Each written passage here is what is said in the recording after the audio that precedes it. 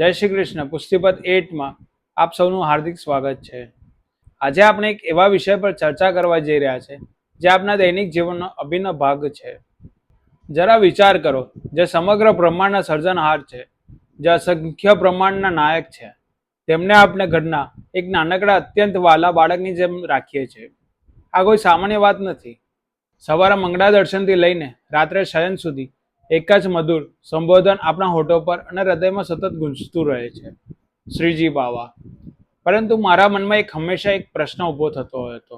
ભગવાનના તો અસંખ્ય નામો છે. વિષ્ણુ સહસ્ત્ર નામમાં હજારો નામો દર્શાવેલા છે. તો પછી આપણે આ જ નામ શ્રીજી બાવા શા માટે બોલીએ છીએ? આ માત્ર એક સામાન્ય પ્રશ્ન નથી. આ એવો વિષય છે જે આપણા દૈનિક સેવાભાવને સમજવાની દ્રષ્ટિને સંપૂર્ણ રીતે બદલી શકે છે. આપણે શ્રીજી બાવા નામ એટલી સહજતાથી બોલી દઈએ છીએ કે તેના મૂળ વિશે વિચારતા પણ નથી. જો આ નામના મૂળ સુધી પહોંચવું હોય તો માત્ર શબ્દોને નહીં, પરંતુ ભક્તિના સમગ્ર વિકાસના ઇતિહાસને સમજવો પડશે. કેવી રીતે સર્વશક્તિમાન ભગવાન પોતાના ભક્તોના અપરંપાર પ્રેમને કારણે તેમના ઘરના એક હર્ષિત અને એક લાડકા સભ્ય બની ગયા. આ આખી કથા સમજવી પડશે. મારા મનમાં એક સૌથી મોટો પ્રશ્ન એ હતો કે શું આ નામ આપણા મૂળ ધર્મગ્રંથોમાં જોવા મળે છે? ખાસ કરીને જો આપણે શ્રીમદ ભાગવત મહાપુરાણની વાત કરીએ તો મને ક્યાંય સુધી શ્રીજી બાવા શબ્દ જોવા મળતો જ નથી. અને ખરેખર ભાગવતમાં તમને શ્રીજી બાવા શબ્દો સીધો જોવા નહીં મળે. તો પછી આ યાત્રા ક્યાંથી શરૂ થઈ? શું આ નામ પછીથી કોઈ આપી દીધું? ના, બિલકુલ નહીં. ભલે ભાગવતમાં આ શબ્દ ન હોય, પરંતુ આ નામ પાછળનો મૂળ ભાવ સીધો ભાગવતના 10મા સ્કંદમાંથી જ પ્રકટ થાય છે, ખાસ કરીને ગોવર્ધન લીલામાંથી. આપણે બધા જાણીએ છીએ કે દેવરાજ ઇન્દ્રને પોતાનો પદનો ઘણો અભિમાન હતો. વ્રજવાસીઓએ ઇન્દ્ર યજ્ઞ બંધ કરીને શ્રી ગિરિરાજજીની પૂજા કરી. ક્રોધિત થઈને ઇન્દ્રએ વ્રજ પર ભયંકર વરસાદ વરસાવ્યો. તે સમયે માત્ર 7 વર્ષના બાલકૃષ્ણએ પોતાના પ્રિય વ્રજવાસીઓની રક્ષા માટે ડાબા હાથની કનિષ્ઠિકા પર ગિરિરાજ ગોવર્ધનને સતત 7 દિવસ સુધી અને 7 રાત સુધી ધારણ કર્યા. આપણા પુષ્ટિ માર્ગમાં મુખ્યત્વે એ જ ગોવર્ધનધારી બાલકૃષ્ણ સ્વરૂપની સેવા થાય છે. પરંતુ અહીં એક અદ્ભુત વિરોધાભાસ છે. એક બાજુ એક નાનકડું બાળક વિશાળ ગોવર્ધન પર્વત ઉચકી રહ્યા છે, જે તેની અનંત શક્તિ અને ઐશ્વર્ય દર્શાવે છે. પરંતુ એક પુષ્ટિ માર્ગે વૈષ્ણવનું મન તેની શક્તિ તરફ નહીં, પરંતુ તેની કોમળતા તરફ જાય છે. 7 દિવસ સુધી ગોવર્ધનનાથજીને પોતાના નાજુક હાથ ઉપર ધારણ કરવાથી પ્રભુના અતિ કોમળ શ્રી અંગને કેટલો શ્રમ થયો હશે. અને આ જ શ્રમ ભાવ પુષ્ટિ માર્ગનો સૌથી મોટો વળાંક છે. દુનિયા આ લીલામાં ભગવાનના ચમત્કાર જોવે છે, પરંતુ પુષ્ટિ માર્ગે વૈષ્ણવ તેમાં ભગવાનનો શ્રમ, થાક અને વ્રજવાસીઓ પ્રત્યેની નિસ્વાર્થ પ્રેમ જોવે છે. ભગવાનની શક્તિથી ચકિત થવાને બદલે તેમની કોમળતાથી આપણું હૃદય દ્રવી જાય છે. આજનો સેવા ભાવ પણ આ જ વિષય પર આધારિત છે. શિયાળાની કડકડતી ઠંડીમાં જ્યારે આપણે ઠૂંઠવાઈએ છીએ ત્યારે સૌ પ્રથમ વિચાર આવતો નથી કે મને ઠંડી લાગે છે.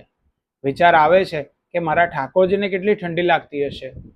અને તરત જ આપણે પ્રભુના શ્રીઅંગને કોઈ કષ્ટ ના થાય તે માટે ઋતુ અનુસાર ગરમ કે ઠંડુ જળ તૈયાર કરીએ છીએ. અમે ક્યારેય બજારમાંથી લાવેલી કઠોળ વસ્તુ સીધી પ્રભુને ધરાવતા નથી. શ્રદ્ધાપૂર્વક પોતાના હાથે કોમળ સામગ્રી બનાવીને જ ભોગ ધરાવીએ છીએ. આ બધું એ 7 દિવસના ગિરિરાજ ધારણના શ્રમને હળવો કરવાનો આપણો નમ્ર પ્રયાસ છે. અને આ શ્રમ નિવારણનો ભાવ જ સેવાનું પ્રાણ છે. પરંતુ હવે મૂળ પ્રશ્ન આ પર આવી જઈએ. આ ભાવમાંથી શ્રીજી બાવા નામ કેવી રીતે પ્રકટ થયું? ગોવર્ધન લીલા પછી તરત જ કોઈએ પ્રભુને શ્રીજી બાવા કહેવાનું શરૂ કર્યું નહોતું. પુષ્ટિ માર્ગના પ્રારંભિક સમયમાં અને પ્રાચીન વાર્તા સાહિત્યમાં આપણે મુખ્યત્વે 2 નામ જોઈએ છે, દેવદમન અને ગોપાલ.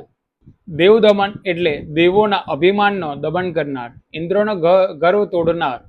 આ નામ ભગવાનનું ઐશ્વર્ય અને પરાક્રમ પ્રકટ થાય છે. પરંતુ પુષ્ટિ માર્ગમાં મૂળ સ્વભાવ ઐશ્વર્યનો નહીં, મધુરતાનો છે. તેથી ધીમે ધીમે વૈષ્ણવનું મન ભગવાનની શક્તિથી વધુ તેમની મમતાભરી લીલાઓમાં લીન થવા લાગ્યું. પછી શ્રી મહાપ્રભુજી અને શ્રી ગોસાઈજીએ એવી અદ્ભુત સેવાની પરંપરા સ્થાપિત કરી કે જેમાં ભગવાનનું ઐશ્વર્ય સંપૂર્ણપણે મધુરતામાં ઢંકાઈ ગયું. અષ્ટયામ સેવા, શૃંગાર, ભોગ, રાગ અને અષ્ટછાપ કવિઓના પદ દ્વારા વૈષ્ણવનું મન સતત ભગવાનના સુખમાં જોડાયું અને ત્યારથી પ્રભુ સમગ્ર વૈષ્ણવ જગતમાં શ્રીનાથજી તરીકે બિરાજવા લાગ્યા. પરંતુ હજી સુધી એક પ્રશ્ન બાકી હતો. નાથદ્વારામાં આપણે તેમને શ્રીનાથજી કહીએ છીએ, પણ ઘરે સેવા કરતી વખત તેઓ શ્રીજી બાવા કેવી રીતે બની ગયા? તે સમજવા માટે પૂજા અને સેવાનો ભેદ સમજવો પડશે. ઘણા ધર્મોમાં ભગવાનની પૂજા થાય છે, પરંતુ પુષ્ય માર્ગમાં ભગવાનની સેવા થાય છે. પૂજામાં ભગવાન આપણાથી દૂર રહે છે, સેવામાં ભગવાન આપણા ઘરના જીવંત સભ્ય બની જાય છે. પૂજામાં ભગવાનને કંઈક અર્પણ કરવામાં આવે છે, સેવામાં પોતાનું સર્વત્ર સમર્પિત કરવામાં આવે છે. અને આ જ અંગત, આત્મીય અને ઘરેલું સંબંધમાંથી જ જન્મે છે શ્રીજી બાવા. શ્રીજી શબ્દોમાં અખંડ આદર, સમર્પણ અને ભગવાનની સર્વોચ્ચતા છે, અને બાવા શબ્દોમાં અપરંપાર વાલ, મમતા અને આત્મીયતા છે. ગુજરાતી અને વ્રજ ભાષામાં બાવા અત્યંત પ્રેમથી બોલાતો શબ્દ છે. એક નાનકડા લાડકા બાળક માટે પણ અને અત્યંત આદરણીય વડીલ માટે પણ. એટલે શ્રીજી બાવા શબ્દોમાં એક સાથે આદર, મમતા, સમર્પણ અને અધિકાર, ઐશ્વર્ય અને મધુરતા બંનેનો અદ્ભુત સંગમ છે. આ જ કારણે લાખો વૈષ્ણવના હૃદયમાં સહજ રીતે એક જ શબ્દ નીકળી પડે છે, જય શ્રીજી બાવા.